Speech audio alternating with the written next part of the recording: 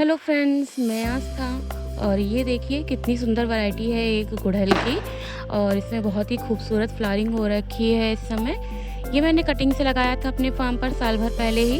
और कटिंग देखिए अब कितना बड़ा प्लांट बन चुकी है। तो अक्सर मैं आपको अपने फार्म पे लगे हुए प्लांट्स की फ़ोटो और वीडियोज़ डालती रहती हूँ। तो आज चलिए अपने फार्म का एक छोटा सा टूर देती हूँ। मेरा फार्म 2 पार्ट में है।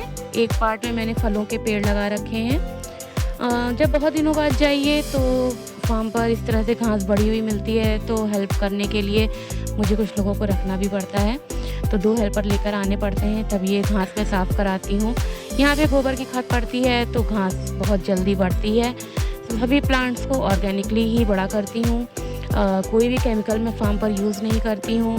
सभी पेड़ों को प्योर ऑर्गेनिकली ही बढ़ाती हूँ और गोबर की खाद का यूज़ करती हूँ।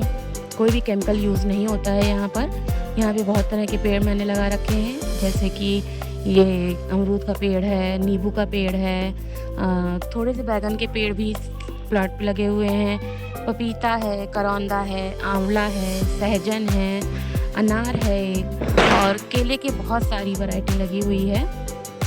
आम के पेड़ लगे हुए हैं। केले के तो ज़्यादा ही पेड़ लगे हुए हैं और केले के पेड़ से मुझे बहुत तरह से फ़ायदा मिलता है, क्योंकि केला एक खाद की तरह भी यूज़ होता है। इसके पोटाश का बहुत बड़ा सोर्स होता है। केले के जो पत्ते बड़े बड़े हो जाते हैं, उन पत्तों को भी मैं यूज़ कर लेती हूँ। और ये है मेरे फार्म का दूसरा पार्ट, जिसपे मैं सीजनल सब्जियाँ लगाती हूँ। देखिए अब इधर की घास इन लोगों ने साफ़ कर दी है। घास बहुत बड़ी हो जाती है तो प्लांट्स जो लगे होते हैं, जो सब्जियां लगी होती हैं, उनको ग्रोथ करने में दिक्कत होती है, इसीलिए इन घास को हटवाना ज़रूरी होता है। और अब तो सीज़न चेंज हो रहा है, तो मुझे विंटर की जो सब्जियां लगानी है उसके लिए भी स्पेस चाहिए था, तो इसलिए अब यहाँ पे सफाई करवाई है। पुरानी सब्जियों में लौकी, तरोई, करेला ये सब लगा हुआ है, जो टाइम टू टाइम फल देता है। और अब तो अगर ठंड सीज़न चेंज हो रहा है तो अब उसको भी चेंज करना है। जो पत्ते बड़े बड़े हो जाते हैं केले के, उनको ऐसे ही कटवा लेती हूँ और इनको मल्चिंग की तरह यूज़ करती हूँ, क्योंकि जहाँ पे इसका मल्च होता है वहाँ पे ग्राउंड में घास कम उगती है और इसका जब मल्च डिज़ोल्व हो जाता है, ये सूख जाता है, तो ये खाद की तरह उस पेड़ पौधे के काम भी आता है।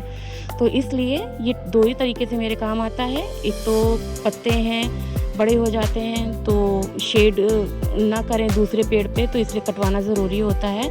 और मल्चिंग के भी काम आता है और ये खाद का भी काम आता है, तो ये 2 in 1 काम करता है।